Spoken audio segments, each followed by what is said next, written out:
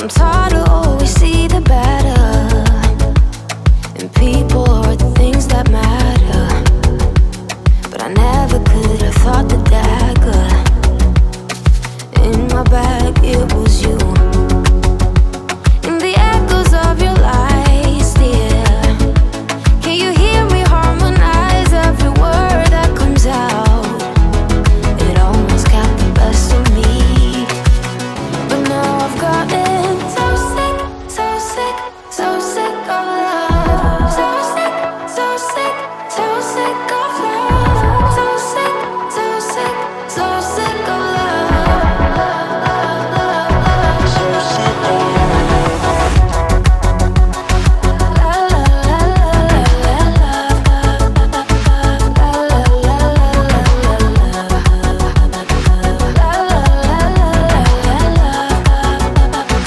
So sick of love.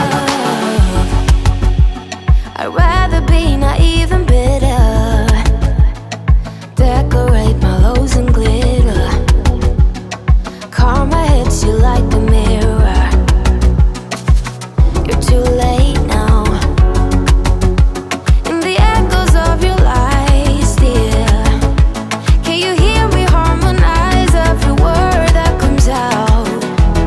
It almost got the best of me, but now I've gotten so sick, so sick, I'm so sick of love. So sick, so sick, so sick of love.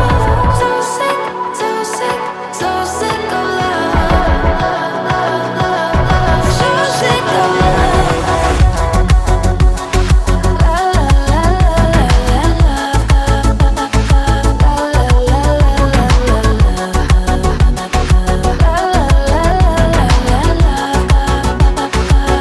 But now I've gotten so sick, so sick, so sick of love. So sick, so sick, so sick of love. So sick, so sick, so sick of love. So sick of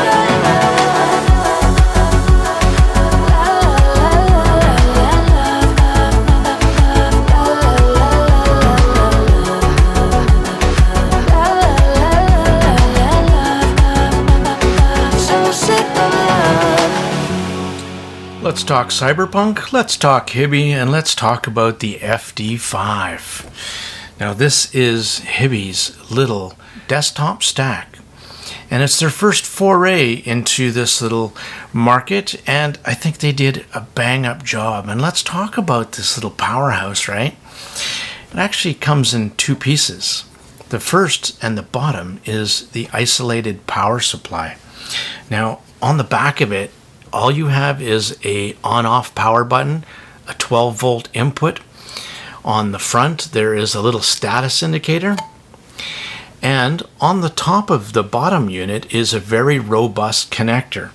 And I think Hiby did something also very cool here.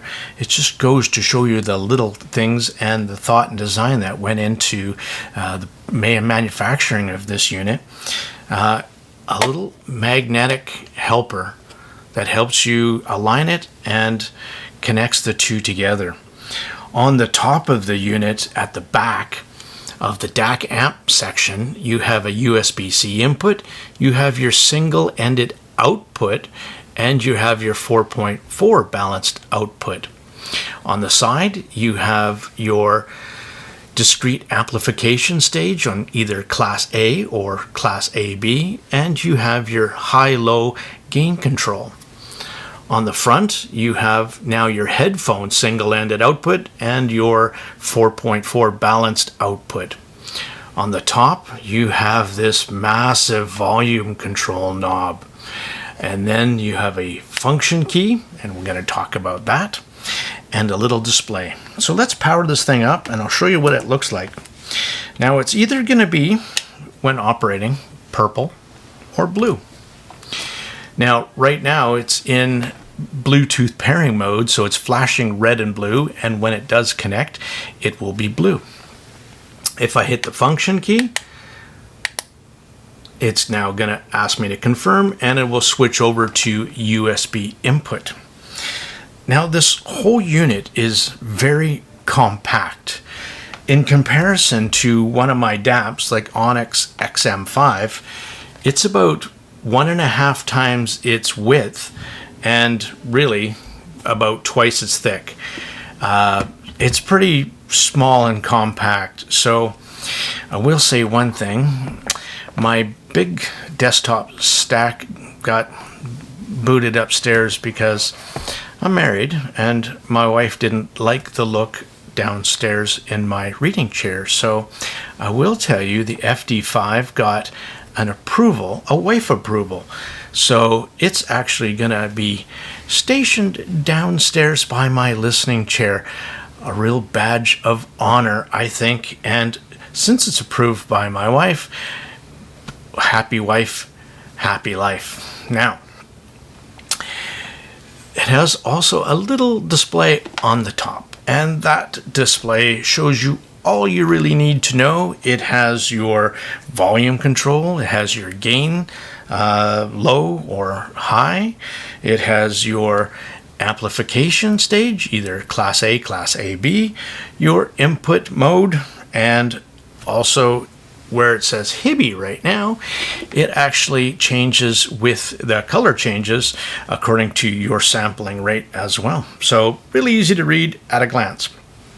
One thing I will say is at nighttime, if you're like me and you listen to with the lights off, you don't want something beaming at you and distracting you. And it's nice having the backlighting on the top. And I found that was really, really mellow and it didn't bother me at all. But it was still funky to look at and I enjoy it. I like those little things. I like the blingy things. What can I say? We'll get into sound in a bit here, and I'll also have a couple comparisons as well to some gear, and I'm going to try and give you a really good sense of how this sounds. So first off, this little FD5 is oozing Hiby. Not just its build quality and how solid it feels, but also the trickle down stuff that Hiby has done, and you can see if you're familiar with their products. And that had to do with the Class A, Class AB amplification stage, the dual femtosecond crystal isolators, which are the clock, and it uses a dual system. So depending on the PCM signal coming in, it has a different clock for those different sampling rates. Now, when I first got this unit in, I also got my Hiby R63. And so what I did is I paired it to Bluetooth to the FD5. Super simple, took 30 seconds, and automatically came up with the UAT codec, which I was super happy to see because in my opinion, that is the absolute best codec for Bluetooth. And talking from Hiby to Hiby, super easy. And automatically saw that, paired, way I went. Went camping for 6 days. I set this thing to Class A mode at 50 out of 100. I stuck a pair of Let Sure Galileo new IMs that I got to also burn them in, and then I came back 6 days later. Still going strong. There was no smoke, but it was pretty darn warm. I got to tell you that. Class A, so that was not a big surprise. So let's actually talk about that Class A and Class AB and some observations that I noticed in my journey with the FD5. So first of all, in Class AB amplification stage, it gets warm, and not surprisingly, with the Class A, it stays open all of the time, the outputs. So it does get warm. It gets a little bit more than warm. It gets warm enough that you would not want this as a portable device to put on your leg because it would be warm. Let's talk about the driving power of this bad little boy. Now, what I used, I found a set of IMs that I know take some juice, love the juice, and that is the Binary Acoustics Dyna Quattro. On my CAYIN N3 Ultra, 600 milliwatts of juice. The Dyna Quattro maxes it out on high gain. I can still go louder, and this runs out of power for those IAMs. So I know that those IAMs scale really well. They like something that has lots of headroom and transients response, and the FD5 comes to the table with full gun swinging. I don't think that's the correct expression, but that's okay. You'll get my meaning. I got to 60 out of 100 on low gain with the FD5 before I called it quits and damaged my hearing. That was impressive. This little thing is a powerhouse. I'll say that again.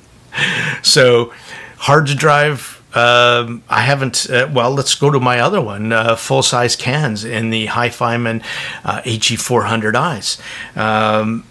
By the way, that pairing was really nice. Sounds beautiful. It had no problem, again, driving to my happy place, which was 80 out of 100 on low gain. Again, it was by far loud enough for me. So I don't have anything that was that could seriously challenge the FD5 for power output. Those were the two hardest things I had to drive, and it passed it with flying colors. So it has tons of power. I'll talk about that. One thing that I really loved too was that how linear that volume control from 0 to 100. It was very fine tuning that allowed you to scale up quite nicely. And it was one of those things that you notice and you mentally notice and you write it down, because it's something that was stand out to me that I like to mention. It was very smooth, very linear, the way the power went up from 0 to 100. It's well implemented as well. Now let's also talk about how does it do for low impedance loads. Well, I tried the NF Audio NE4, and just below 6 ohms impedance. I tried it on the FD5 on low gain, high gain, single-ended, and balanced output, and I heard 0 hiss. So there is that. Couple things on my wish list for the next version of this, because they're just going to keep getting better. Now, when you switch it to gain mode, high and low gain mode, it actually just goes, if you're on volume 50 and you switch it to high gain, there is a potential for you to blast your ears or damage your gear. So what I would love to see from Hiby in the future model would be, when you're switching that gain control from high to low, is like an automatic maximum volume set at like 30 out of 100 would automatically just default back to 30 instead of actually changing the gain to a higher volume, because it could damage your ears or your gear. So the two other things that I would love to see on my wish list is I'd love to see that volume control knob in maybe a different color, maybe like silver. I think that would look pretty baller instead of just blending into the top. It's not hard to find it because it's huge and it's easy to feel, and it has a very solid clicky feel, like one of the nicest volume control feels out of any product I've tried yet. The other thing that I would love to see would be an input other than the USB-C in either or both, hopefully a single-ended and 4.4 balanced, so I could actually take my signal out of a DAP and bypass the amplification stage in my DAP and use the seriously good power out of the FD5. That would be really cool. I'd love to see that and have that implemented in a future unit. Now, in comparison, I want to throw out a couple units that I tested it against to give you an idea and how I got my impressions of how the FD5 sounds. Now, the first one I compared it against was the CAYIN N3 Ultra. This is a great sounding DAP.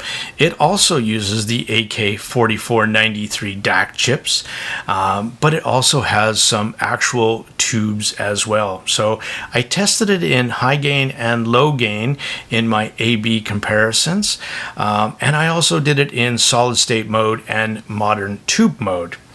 What I found was the FD5 was slightly more mid-forward, just as resolving, if not a tad bit more. And that's saying quite a bit, because this player is quite impressive. On tube mode, the CAYIN then added in more weight to the bass, where you could hear the mids had more fill, the piano sounded fuller, and that was the sonic differences with the tube, but in solid state, the two were pretty close. The FD5, though, is sharper in the top end and has more energy in the treble than the N3U. So that's how the two compared with the same DAC chip, but different amplifier sections, and of course the rest of the audio componentry as well. How about the Hiby R6 III with using the ES9038 DAC chips? Well, that was kind of interesting as well. So I put it on low gain, high gain, testing all those, 4.4 balance and single-ended. They have a very similar tonality in the two players. They're very close. Treble sounds a smidge more in the FD5, has a little bit more energy up top again. The R6 III vocals sound to me a tad sweeter, smoother. And when I was listening to the Dita Audio Project M for its outstanding stage ability, I found that the FD5 actually has a bigger, more expansive stage than even the R6 III. So that was the two differences between the two, but tonality-wise, they sound very similar. And I was getting a good sense of Hiby and the FD5's signature. Does it have a little bit of the Hiby House sound, which to me is slightly mid-forward and sparkly, clean top end? And indeed, let's compare one more. And this is my desktop stack. This is my Gishelli Labs J2 with some Sparkos SS3602s op amps inside of it. And that's paired to a topping A90 discrete. So I know that stack is very, very neutral, very clean, and very uncolored. And this is kind of how I got to my final impressions in sound-wise of how the FD5 sounds. So in comparison to the two, we'll talk about stage just for a second. The FD5, rightly so, it's 1/5 of the price of that stack that I just mentioned, adding in the Sparkos op amps as well, right? The FD5 stage is more compressed. It's less 3D. It is more mid-forward, and I kind of knew that already. Treble has more energy. I would classify the FD5 as almost a neutral, bright source. Bass was the surprise. It was very snappy and controlled on the FD5. I really liked how it did the bottom end and how it controlled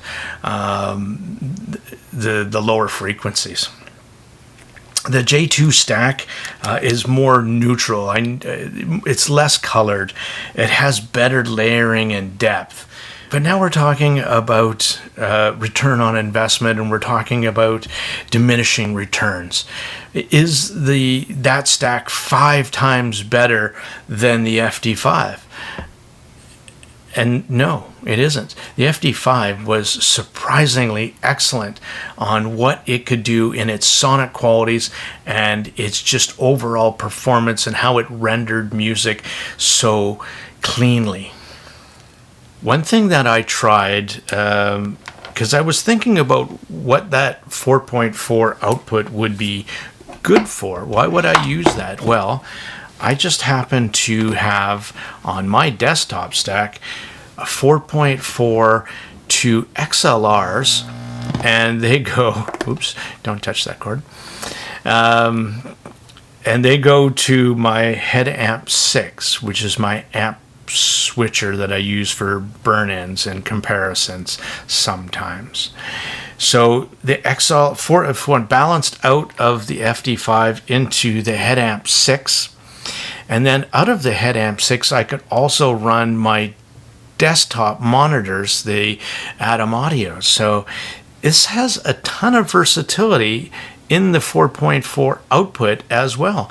And you could also run it single-ended as well to your monitors, your powered monitors. There's tons of stuff that you could do with the line outputs on the back, which I thought was a really good, useful feature for me as well. So to conclude for its sound, I think with these 4 AK4493s, it was an excellent choice with this amplification section. It has excellent clarity, has excellent resolution. The bass plays tight and well controlled, very nice punch. Mids do play that slightly forward, not terribly, and this is how you would notice. I find a lot of Hiby players do play a little bit more mid-forward, and this really works well with synergy and how you would pair this up to your gear, right? I find with the FD5 and some Hiby players that playing the mids a little bit more forward in the mix is actually a good thing, and it really depends on the synergy of your gear as well and what you pair it with in the ultimate in the end. That's going to matter the most, the synergy of what you pair with the FD5 and your gear. What happens is it makes vocals pop out, instrumentals pop out a little bit more in the upper mids, just a tad, to add a little bit more excitement. And that plays well to certain gear that may be a little bit more laid back in the mids or a little bit soft in the top end that needs a little shove. And the FD5 brings it and pushes it just the right amount. Treble has excellent sparkle and details. The energy up there, that's great. It has nice resolution and layering. Talking about that Class A, Class AB switch for a second, I can't hear a difference. I've tried 50 times, 60 times. I can't hear a difference between Class A, Class AB. Leave it on Class AB, less heat, lasts longer. Gear lasts longer with less heat. So something you can try, but I honestly can't hear a difference. Who would this be good for? Well, it'd be good for married men who get in trouble for having all their electronics gear piled up downstairs where your wife can see it. And this is good for me because it was wife approved on the listening chair station because it's very small and compact. That worked in my favor quite favorably. Somebody who likes to pair it with gear, for me, I like darker, warmer IMs and headphones. So in that case, this actually does, it works again in my favor because it's exemplifying what I like about the darker, warmer tunings, but it just enhances it with those little bit mid-forward, upper mids, and sparkly treble. Not in too much of a colored way, but just enough to bring out the best, I think, in those darker, warmer tunings. The Zen's Mangert Up, for me, was standout, absolutely standout, with the ESTs and the special sauce that the FD5 added into the top end with the EST drivers of the Zen's Up was fantastic. What about the Dyna Quattro? I think in the top end, it was a little bit muted for my taste, but on the FD5, it added in enough energy up top to bring the wow factor. It was a great synergy. Same as the Let's Sure Galileo. Again, a little bit darker, a little bit warmer tunings, and it really works in that favor. So that's the kind of gear that I would pair the FD5 to.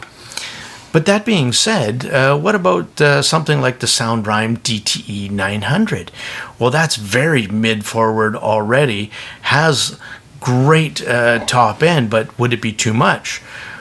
Yeah, for me, it actually adds in too much of the upper mids to over-exemplify that section of the musical spectrum, and it's too much of a good thing for me. So again, it all has to come down to synergy and pairing as well.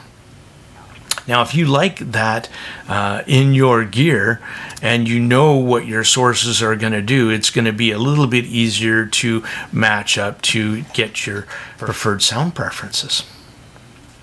I think overall, Hiby came out swinging, made a really small, compact, super powerful, super clean, great sounding system that isn't going to take up too much space on your desktop, will be wife approved, and it can drive pretty much anything that you can throw at it. So good job, Hiby, and looking forward to seeing where this goes. This being your first desktop system, I think you have a lot of good stuff going on with this unit. So congrats.